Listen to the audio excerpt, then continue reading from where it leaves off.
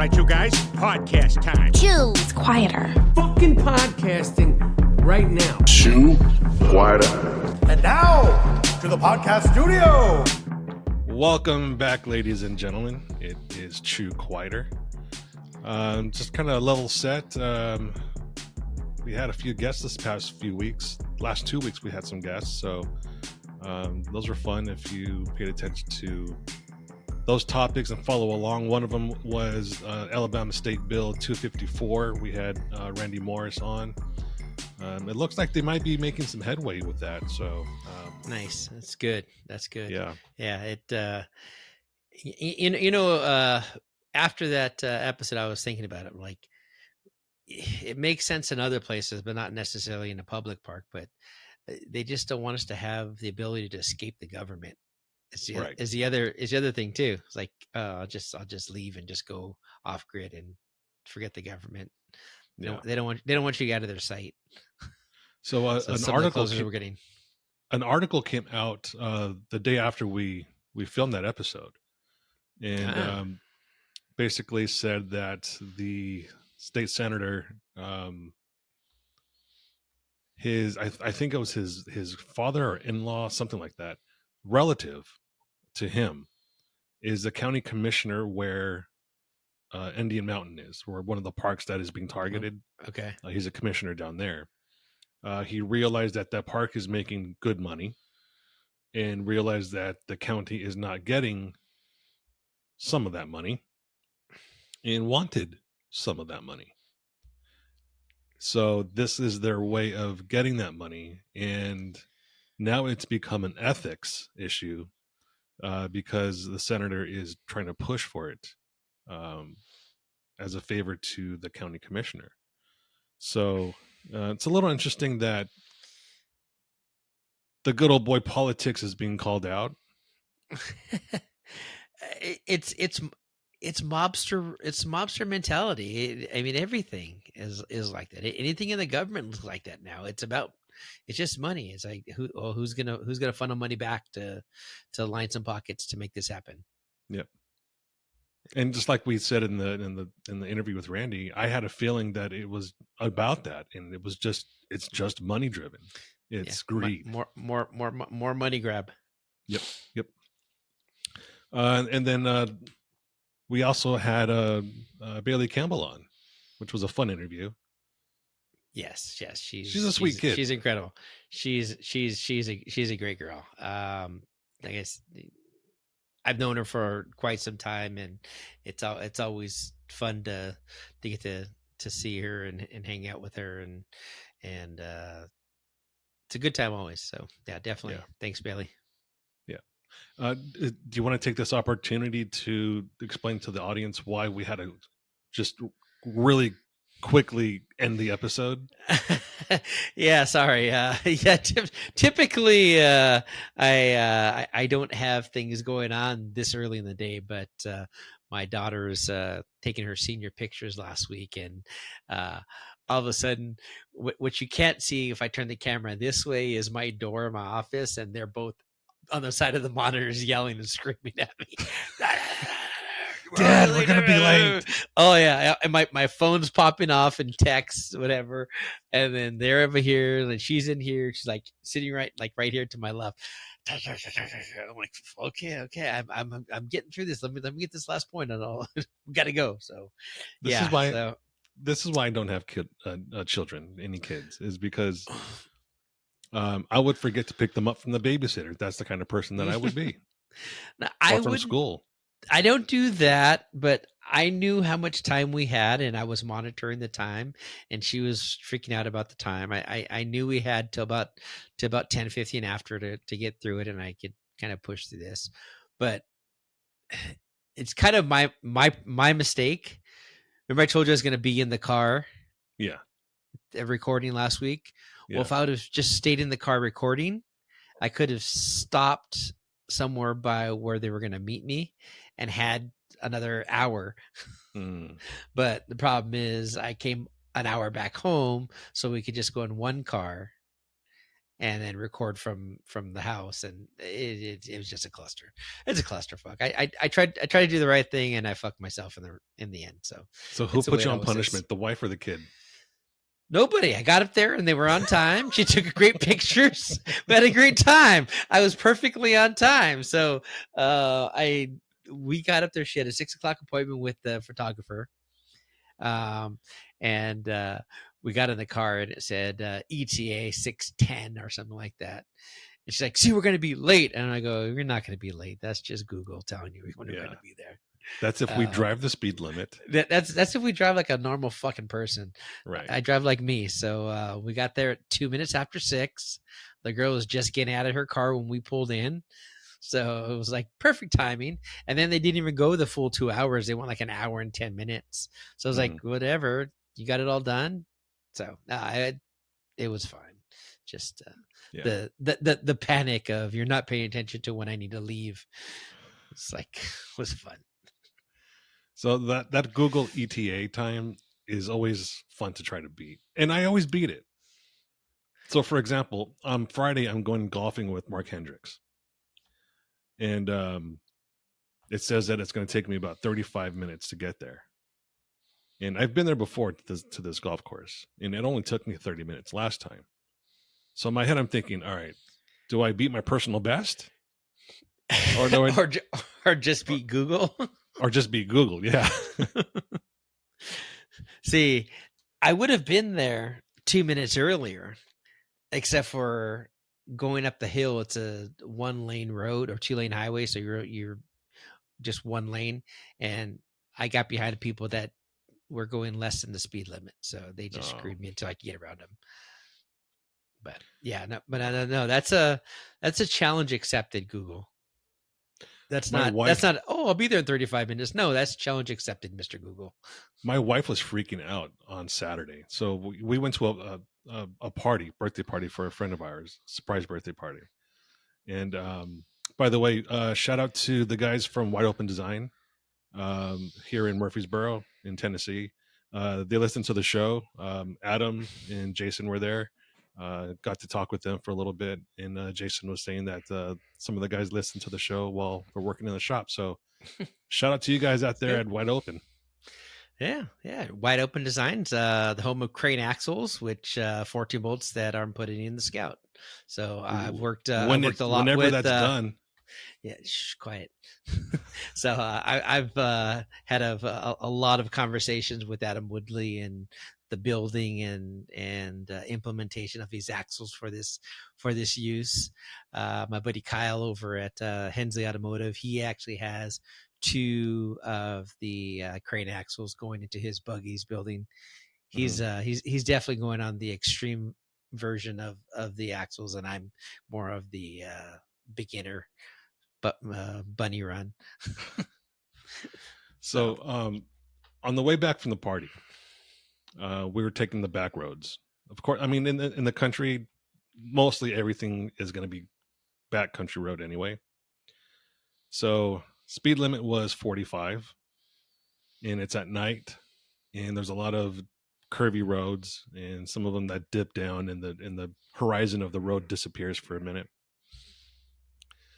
And I'm driving like I'm playing my sim. And I see my wife all of a sudden just grab the door handle, like, oh shit, like she's holding on for dear life, and she's doing that.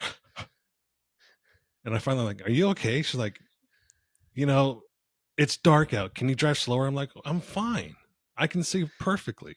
There would be times where I'll hit the high beams and get a little bit of more distance of where I'm looking at ahead. I'm also looking at the GPS where it's telling me if there's going to be curvy roads, so I know.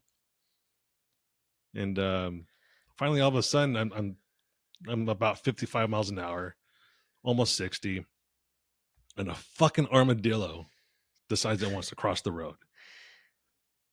So I was like, shit. So instead of hitting the brakes and just locking them up, I swerve, and I swerve towards the right, and the armadillo decides I'm going to go that way too, instead of going back the other way. So I ran the fucker over. Yeah, that would be my move right there. Just not try to kill myself. Sorry, don't be on the road. Yeah. So she had just watched. Bigger animals. I will go around. Yeah. Armadillo, you're getting run over. Yeah. So she had just watched the car, and I was like, "Oh, we're gonna have to watch the car again." Oh, you got it that good, huh? Oh yeah. Oh, Yeah. geez. Like there was some crunch. There was a big thud. Oh. My needing alignment. A little speed bump. You hit a little speed bump over there on the road. Yeah, I was really surprised how many armadillo are actually out here. I didn't know. I always thought armadillos were a Texas thing. With the Texas only now, and you start seeing them across the southeast on the side of the road and stuff. Yeah, it's crazy how many are out here. And about a week and a half ago, I was at the gun range and driving home. I saw, I think it was a bobcat. It was not a domestic cat, that's for damn sure. It was much bigger and much burlier. Probably a bobcat. Didn't have a long tail. Had a big head. I'm pretty sure it was a bobcat. So it could have been a lynx. Could have been, yeah. Either way, it's a wild animal. It's a wild animal you don't want to fuck with. No. But that thing crossed my path, and I was more intrigued by it than anything. So I slowed down to look at it. I was like, holy fuck. I've never seen one of those in like real life. I've been to the zoo, but I've never like encountered one in the wild. Never seen one in the wild. Yeah. Yeah. It was like the first time I saw a Japanese person. I've only seen them on TV. I've never seen them in real life. You grew up in Southern California. Come on. Yeah, but I grew up in Whittier. There's nothing but Mexicans. At least back then, there's nothing but Mexicans and whites that were living in that neighborhood. So I grew up in Monterey Park. I had all of them. Yeah. Vietnamese, Chinese, Japanese, Korean. So we had the melting pot of the Asian influence in Monterey Park. It wasn't until probably junior high when I started realizing there were more ethnicities around the area. And it kind of blew my mind. Because you're so in that neighborhood at that time, you were 97% brown. Oh yeah. And then a couple of white faces and a couple of black faces and maybe a yellow face. Okay, so no black faces. No, well, I take that back. I remember this specifically because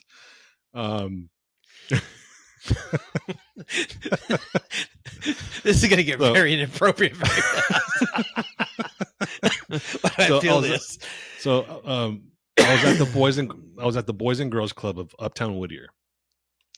This must have been around 1984, 1985, around there. And I was with my stepbrother, and we're in line to buy, not to buy, but to get a ticket to get a rack of balls for the pool table. Mm-hmm. And in front of us was a black kid. And I think it was the first time we both saw a black person, like, other than on TV. And so we're kind of like, look at, there's a black kid right there. Oh my God, look at that. There's a black kid. The whole thing. And he's right in front of us. So he turned around and was like, what? I was like, hey, how's it going? Nice to see you. He turns around and my stepbrother pats his afro. Like to see like what's going on with that thing. So the kid turns around and is like, why are you touching my hair? And as soon as he turns around and said that, I'm like, it was him. And I point to my stepbrother. He was so intimidated. He was just like, fuck it, I'm out. And he left. He just walked right out. You didn't play pool that day? No, he went right home. But I wasn't that sheltered. I wasn't sheltered. It was just we No, we just stuck to our no, neighborhood. just or not sheltered. It's not sheltered. I wasn't that. Alienated, I don't think that where I segregated. grew up was that well, no, there was segregation. I mean, it was still 90% brown faces, and but as I grew older, Monterey Park became like the mecca of Asian everything. Yeah. I remember my uncle used to always joke about it. It's like, yeah, whoever's the last one here, just remember to take the flag because because they're coming taking over, and like the Asian racism that I grew up with was is just ridiculous. Oh God. Yeah. So my uncle's wife, she's Hawaiian, I think, or mixed. I never asked, never found out. But I remember one family dinner at my grandmother's house. I had put extra rice on my plate. I was like, for whatever reason, I was eating a lot of rice. My uncle looks at me and he's like, "Hey, you need to be careful eating all that rice. You're gonna turn Chinese like your aunt." And so I was naive at the time. I'm thinking any adult that tells me something, it's probably true. So I think it was a couple weeks later where we're in school. I'm in school, and we were studying the Wild West and how the railroads were being built by the Chinese immigrants. By the Chinese immigrants, right? Yeah, so Chinese immigrant slaves. Yeah, is basically what they were. Right. So I had made a comment, something like, maybe if they didn't eat so much rice, their eyes wouldn't look like that. And the look on my teacher's face was like, "Oh my fucking God, what did you say?" And so, of course, they sent me to the principal's office, and I had to explain myself, and I had to explain what my uncle said. Then my dad had to explain to the principal why my uncle was joking the way he was joking, which was an uncomfortable situation for my dad, I'm sure. Yeah. No, none of the racism that I was up against was that lighthearted.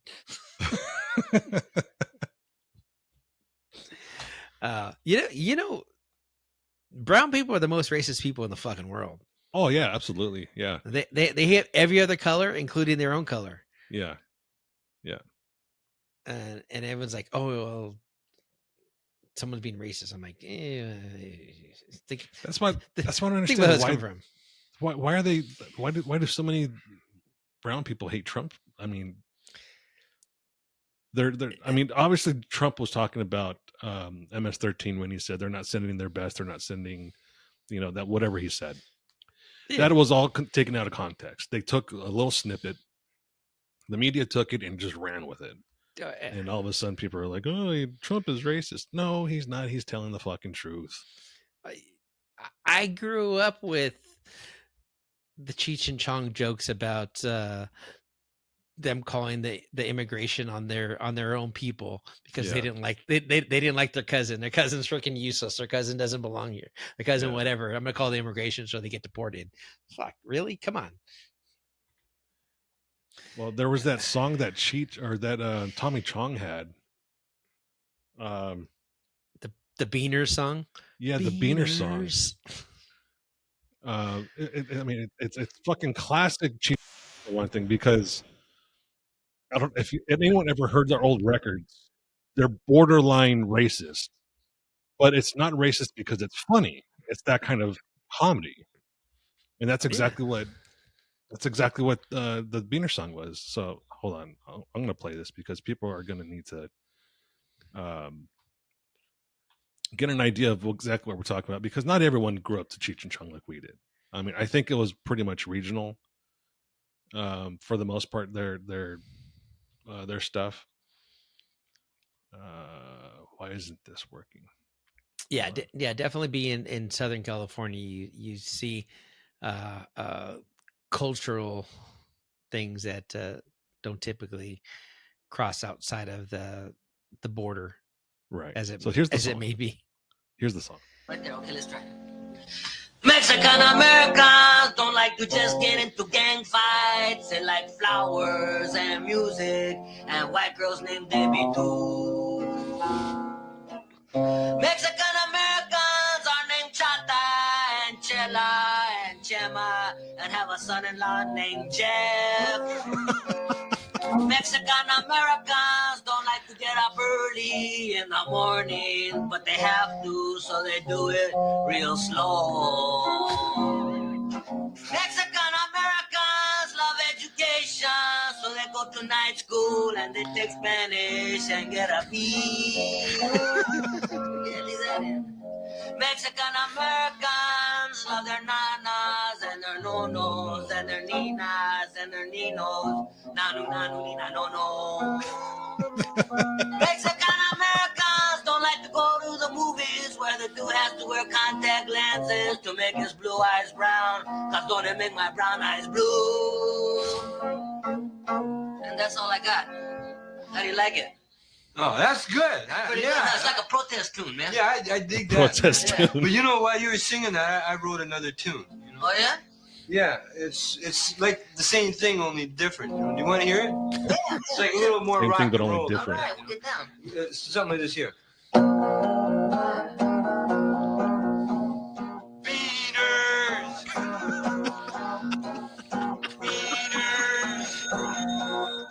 I gotta work a little more in the lyrics. Yeah, that's it, It's man. kind of like, Yeah, I you gotta know. get Beaters.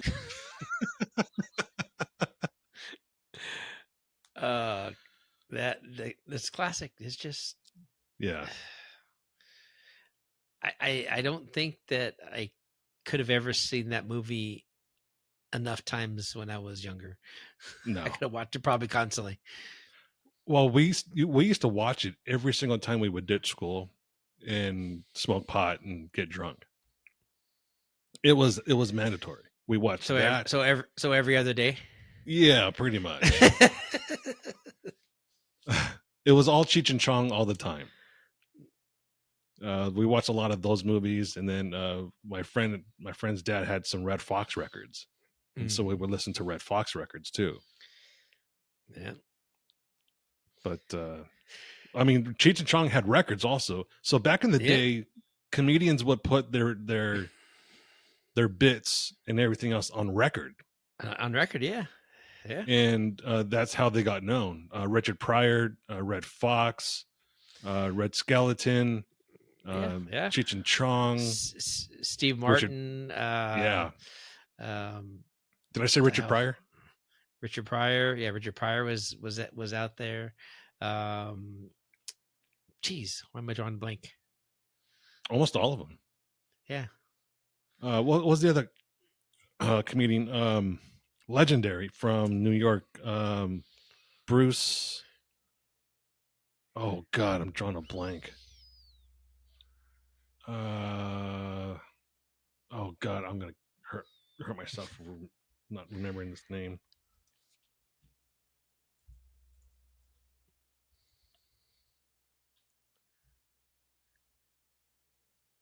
Lenny Bruce. Lenny Bruce. Thank you. Bruce. Thank you. Yeah. Yeah. Great shit. I remember Bill Cosby. Yeah. Was had a couple of Bill Cosby comedy stand-ups, and he was more of a talker and more stories than just jokes and stuff like that. Right. Yeah, Yeah, like I still that. remember his stand-up where he's talking about his wife giving birth. I mean, that's classic Bill Cosby. Yeah. Talking about his son. Before he started popping pills and women's drinks and shit. Yeah, well, before the Cosby Show, like the comedy was all wrapped up into what the Cosby Show turned out to be. Right. Was around his wife and his son. Enos was his son. He used to always have a bit about how his son was being a boy. So yeah, all this. Didn't stuff, his kid die? I don't know.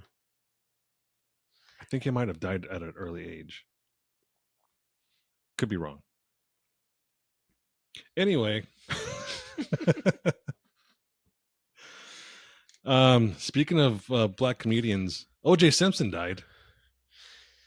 Yeah. He's not exactly a comedian, but that shit was funny. That he died? I can't believe he got away with that shit. But I mean, anyone that believes that he didn't murder Ron and Nicole, we need to have a talk. Come on, the glove didn't fit. If you took off the latex glove that he was putting the real glove on over, I bet you that would have fit. I saw the pictures. Those were way too small for his hands. They don't fit. He had to quit. I don't know, man. I just the fact that he hey, the fact that you freaking manipulated the system and got away with it, fucking good for you. Well, the manipulation was having so many black people on the jury. That's all it was, because at the time black folks were looking for retribution for Rodney King. Yeah. So they wanted to win. And that's what they got their win with OJ. Yeah. I remember when he was running from the police in the Bronco. And yeah, he was in the back, probably he was probably passed out on freaking half of his fucking mind, and Cowling was driving like aimlessly down the freaking freeway at 30 miles an hour. Yeah. So I was with my mom at the time, and we were in Huntington Beach. We had just got out of a sporting goods store, and we had heard on the radio, OJ Simpson was on the run. And we're like, I mean, this is before live streaming, this is before the internet and all that. So the radio was our source of news for everything at the time. Yeah. Radio or TV, yeah.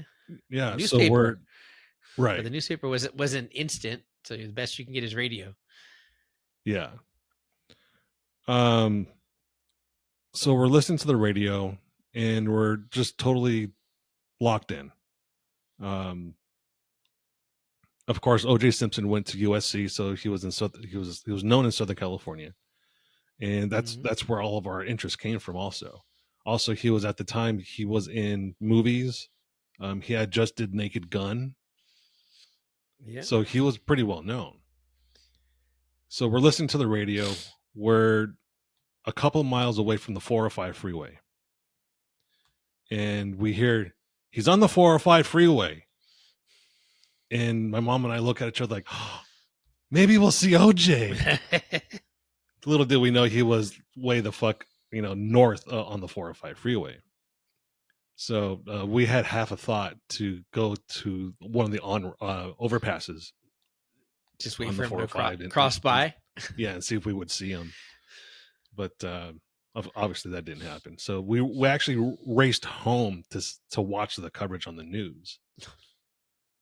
And I remember everyone that was watching in the house at the time had this humongous gasp of when he pulls in and his son starts running to him in the Bronco. We're like, oh my God, someone's going to shoot him or something. We didn't know who it was. Turned out to be his son.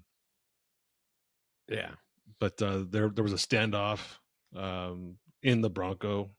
Police were at his front door. He was surrounded. He was fucked. Yeah, you're done. You're done. Yeah. And then all of a sudden,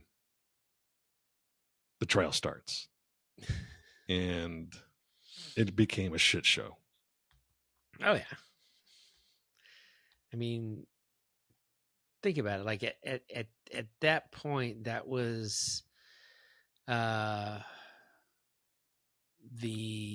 beginning of the Kardashians, too. Yeah. Robert Shapiro was one of his attorneys. Was his attorney. Mm-hmm. And I mean, even that lineup of attorneys that he got. I mean, I'm sorry, I said Robert Shapiro. That was one of his attorneys, but the other one was not Robert Kardashian. What was his name? Was it Robert? I can't remember now. I don't know. It was the then husband. Yeah, but Shapiro was his attorney. Shapiro was Shapiro. I mean, they had a Cochran. cast. Cochran, yeah, the whole cast of. I mean, that at that point, he spent millions of dollars on getting out of that. Yep. And that had only probably at the time really only been successful by the Cocaine Cowboys. Right. Getting completely off of a case that they have every evidence that says you did it, and you're like, no, I didn't do it, and they get you off. Freeway Rick Ross needed those attorneys. No, man. See, here's what happened. The guy from the CIA came down to the neighborhood. He gave me a bag of dope and said, "Here, go sell this shit." Then he came back the next week and said, "Here's a bag of dope. Here's a recipe to make this into crack cocaine, motherfucker. Crack cocaine." Kind of feel bad for Rick Ross because he was under the impression that what he was doing was kind of okay. The government gave him the drugs to sell. Yeah. We're getting way off topic already. We need to stick to OJ for a second because wait, this is a good one though. Okay. We'll talk about this for this is a good one. So have you seen the movies or the TV show Snowfall? Yes, it's based on that. It's based on that. It is how the CIA funded the crack epidemic. Right. Cocaine, crack. Even the Cocaine Cowboys were somewhat intertwined with the government. The government was kind of looking the other way and all of it, but it is what it is. Yeah. Government does shady shit. Yeah. You know, that's probably one of the only drugs that I've never done is crack. I've done multiple forms of nose candy, you know, meth, cocaine, sniffed all kinds of shit. Special K. Wait, what's Special K? Ketamine. Never had that. It's pretty good. It's I need to start putting a list together of. No, you don't. Trust me. Let me get my pen. Hold on, let me find my pen. Sharpen that motherfucker really quick. Where's me tell you. Pad? Where's my pen and my pad? I need to find some new drugs to do. I've been on everything except fucking roller skates. I broke my ankle on a burnt pair of roller skates. I have been on roller blades though.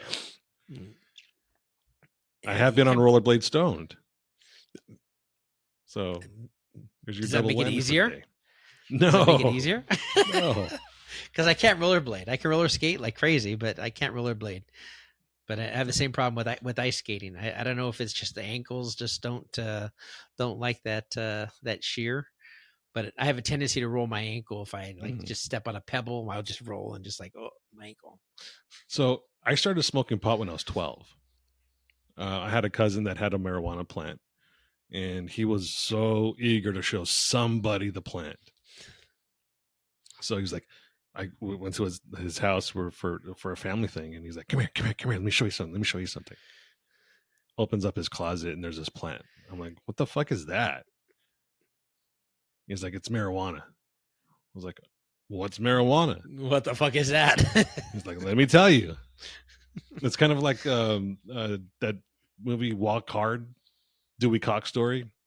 When he walks in, what's that? Dewey, you don't want none of this.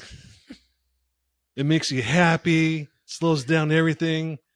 It's horrible. No, it sounds pretty good. I think I want it. I want some of that. But that's kind of how it was. He was just like, you know, he told me what it was, and he was like, I have a joint. You want to smoke it? And I didn't know how to fucking smoke. I was 12 years old. Yeah.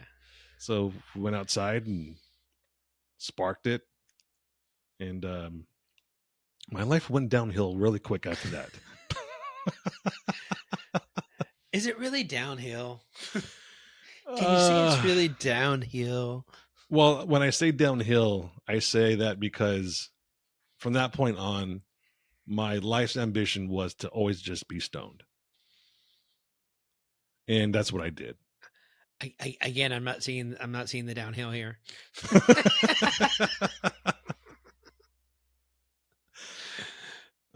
It was ultimately the demise of my high school education. Yeah, I was always well, ditching high school to go smoke pot. I was either ditching high school to go smoke pot, or I was late to school because I was smoking pot, or I would leave early from school to go smoke pot. to go smoke pot. Yeah.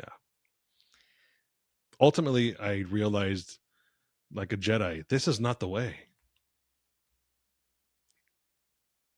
If I could take it all back, I would. I would have never started smoking pot.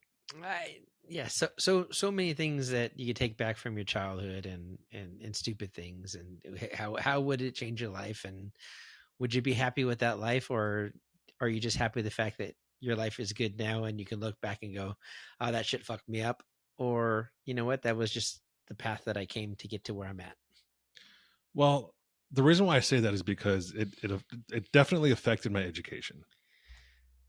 There's so much more that I could have learned that I didn't. If I would have had a focused on my education, I might have went to college.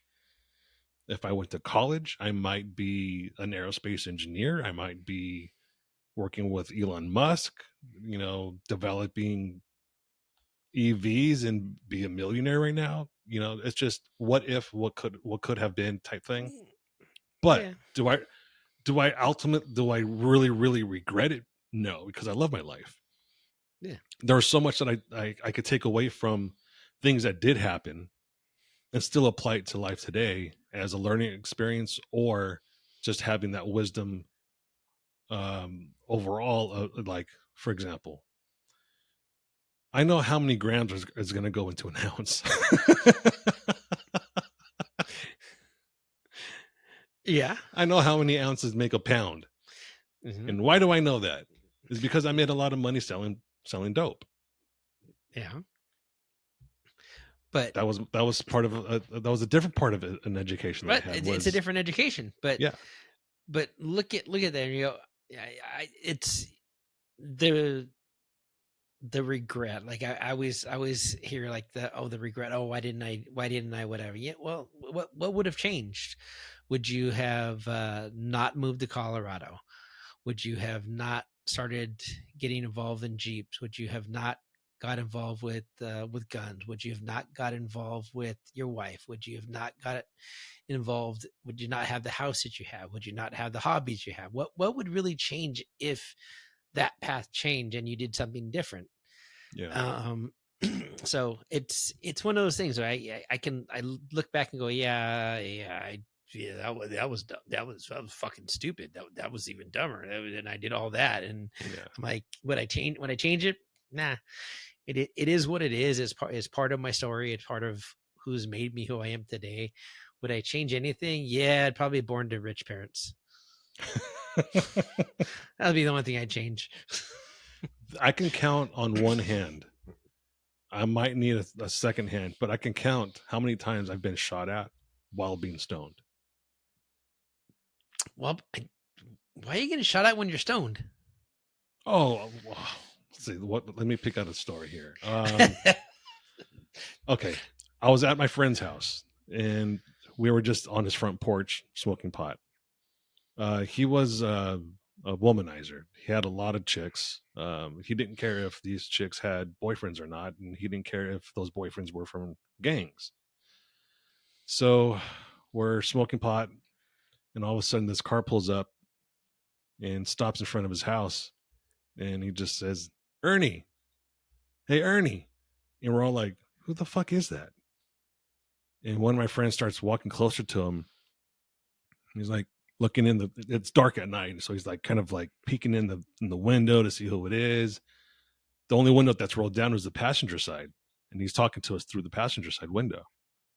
So he gets closer and he's like, "Oh shit!" And all of a sudden, pop, pop, pop, pop, pop. And I duck. And as I duck, I feel this glass hitting me on top of my head. A bullet, if I didn't duck maybe the second shot, I probably would have been hit right in the forehead, because where I was standing, a bullet had went through the window. So right. he must have had a little small gun or something, because he only let off like 7 rounds. Yeah, little pea And shooter. yeah, just took off. So didn't find any casings outside, so they probably all landed in the vehicle. In the vehicle, yeah. We later find out that it definitely was a gangbanger that my friend Ernie had been messing with this guy's girlfriend, and he was trying to get revenge. Here's the fucked up part. After the first shot, Ernie runs inside of his fucking house, leaves all of his friends outside to fucking get shot at. Where's Ernie now? I think he's a janitor somewhere. His life never really materialized. I lost contact with him probably 20 years ago. See, that's the difference in the regret. If you can do all you're doing and have the history you had, then you did fine. Yeah. You ended up like that, where you're a janitor, you don't have much going for you, and that's really affected you. It didn't really drag you down. Yeah. Well, I also had parents that were always telling me, "You're fucking up. You're fucking up." Yeah. There's a drive, and there's a level of, you have a level of intelligence. You have a level of drive from your family that keeps pushing you to keep doing the right thing. Yeah. So back to OJ. And I want to get back to OJ because during the trial, one of the funniest characters during the trial was what the fuck was his name? Kato Kalin. Kato Kalin. Yeah. And I think he was a part of like 2 or 3 different skits for SNL, and then at the time Mad TV was on. They did skits on him on Mad TV. And Living Color, they did skits on him on Living Color. Yeah, the guy was just a dope. Yeah, he was a doper. Yeah, he was stoned. Imagine if he didn't smoke pot, he wouldn't have known OJ Simpson. Exactly. See, you gotta like look at it. Life takes a turn just because of pot. Folks, if you're listening right now and your children are suffering from marijuana abuse, have them listen to this episode. Or not. Oh, geez. Really quick, shout out to Michael Nadel, Globex Performance. As you can see on Armando's microphone, he's got Glow Bear. I got the decal. Glow Bear.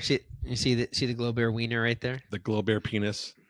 I also have the new GBX sealed with the kiss. I got my my package in the mail with the little kissy, and there you go.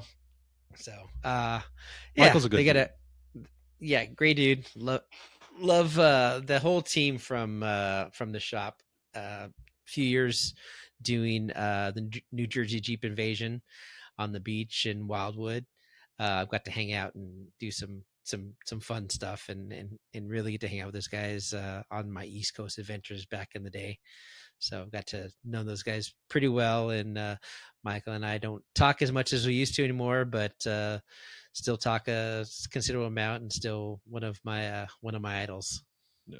He's got weird taste in wheels, but hey, that's not my money. Fuck it. I knew we were going there. I knew we were hitting that somehow this episode. Shit. Oh man. Are we done with OJ now? I've been done with OJ. I was over with OJ in like 30 years ago.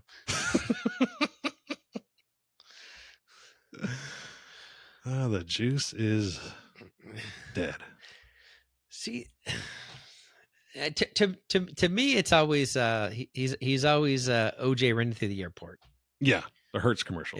In the Hertz commercial, that's it, or Nordberg, or the Naked Gun. Do you remember that record with Ice Cube, WC, and Mac 10? It was called West Side Connection. West Side Connection. Yeah. So they had a song called I forget the name of the song, but Ice Cube had a verse very cleverly written about OJ. And it's still one of my favorite verses that Ice Cube has ever written. But he's talking about OJ getting away with it, running through the airport, jumping over chairs.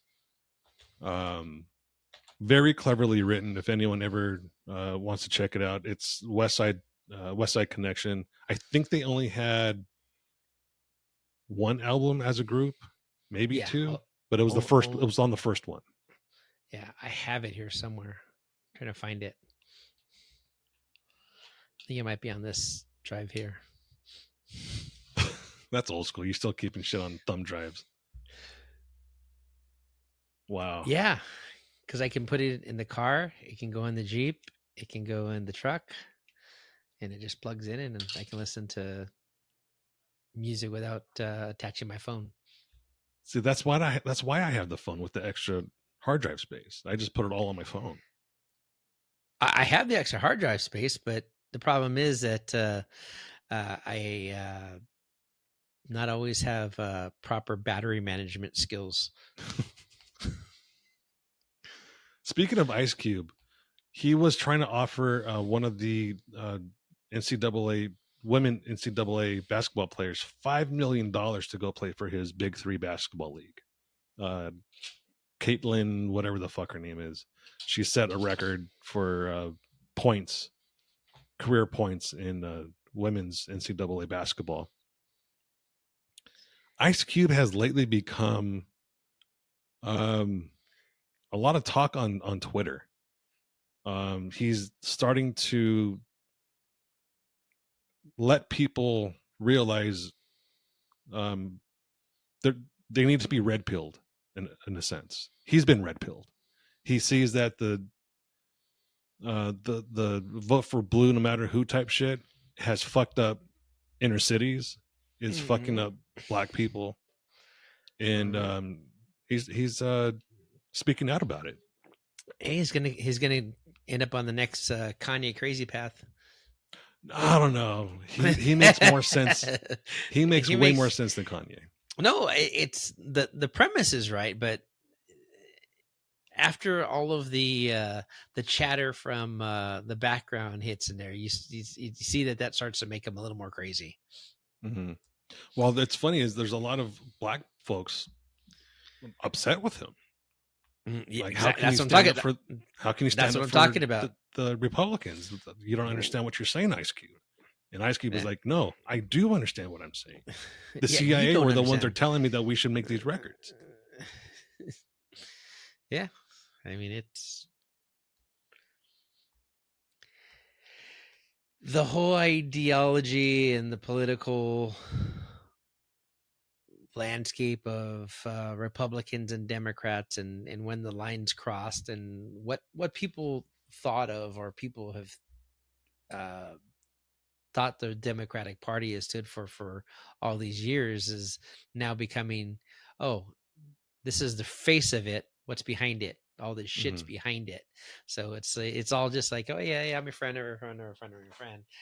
But behind it all, it's all the shit. Yeah. That's why we need a third party that can be included in debates and have stability, create stability within the country. Because I think the two parties need to have a check. They need to be checked. Yeah. I'm not saying that every Republican is great. Every Republican is on the up and up, because let's face it, they're not.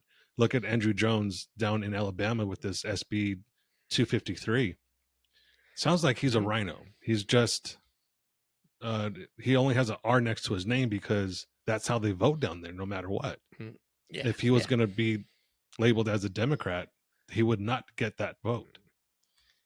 Yep. And that's yeah, it's backwards. Everything's backwards. Yeah. It's unfortunate.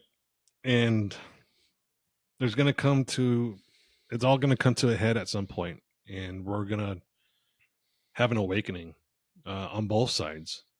I think more so on the blue side, because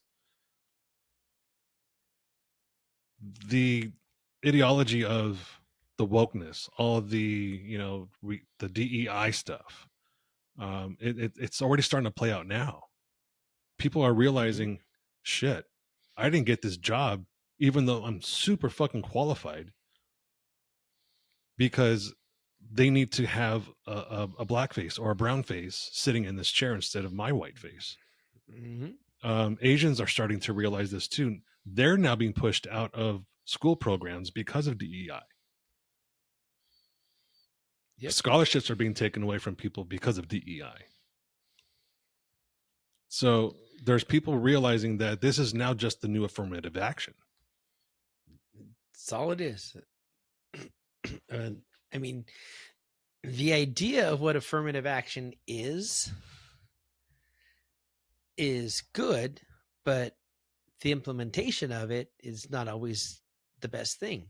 Mm-hmm. I mean, yeah, you can say, oh yeah, you can't discriminate, but then you can't say, well, this person you have to have more color diversity. You have to have this diversity. And it's like, oh, wait a minute. I really don't have to. If I interview 100 people and 99 of them are different color face, and there's one guy who's like fucking top notch, leaps and bounds above the rest of them, and that's the one I want to hire. I can't hire him. Now I have to settle for something else because I need to have diversity. Like it doesn't make sense. No. And I get it. And the idea of affirmative action is to not have someone be excluded from the process. Mm-hmm. Not you're just automatically you get it above someone who's equivalent. Right. And that's where the implementation fails. Yeah. Everything needs to be merit based. I'm not gonna have someone dictate who my doctor is because there aren't enough black or brown faces in this doctor's office. I'm going to the doctor that has the better track record, the better education, a better track record of successful surgeries or diagnosis. I'm not going to the doctor that has, in other words, let's put it like this. Let's say there's 3 doctors. One is a black face, one is a brown face, one is a white face. One of these doctors on Google ratings has a 1 star. One of them has 3 stars, one of them has 5 stars. Right away, you're going to go straight to the 5-star, right? No matter, you're probably not even going to look at the name. No, you're just going to look. You're going to look at the rating. You're going to look at your experience. I mean, and what you want to do. You're putting your life in your health in someone's hands. Are you really going to go with the 1-star doctor? I'm not. Mm-hmm. I mean, there's a reason that I chose where I went for my cancer treatment, and it has nothing to do with the fact that it's all white faces there. It's not really, but I'm just saying this that's not really part of a decision. It's a matter of, okay, who does this in this area? Who's the best? I mean, you do it with everything. We do it with everything, and it's okay. You choose a grocery store that you like because they have this that you like the best there. Yeah. I don't choose one because has so many colored faces that work there. Although we do choose the one carniceria because the brown faces make really good carne asada. So there's that, but that doesn't really matter because we go to the Asian market and there's the brown guys behind there chopping fish. So. Yeah, it's just a matter of time. Everything comes full circle. I just hope that this latest circle that we're going through, this roundabout, comes to conclusion soon, because I mean, I think the only way to have that wrap up is if we have Trump in office or another Republican in office, because any more of the wokeness that's coming from the Democrats is let's face it, that's what's ruining it. They're pushing this stuff. They're the ones that are saying, and it's excessive what they're pushing. Yeah. It's beyond normalcy, and the world has always been survival of the fittest. It's always been majority rules, and when you switch that and you allow whiner rules to happen, this is what happens. they're not even letting this happen organically. If it was happening organically, I can see that as okay, I'll accept that. No. But it's not. Nope. They're just letting the squeaky wheel dominate instead of just kicking it down and saying, "No, we don't need any wheels." Yeah.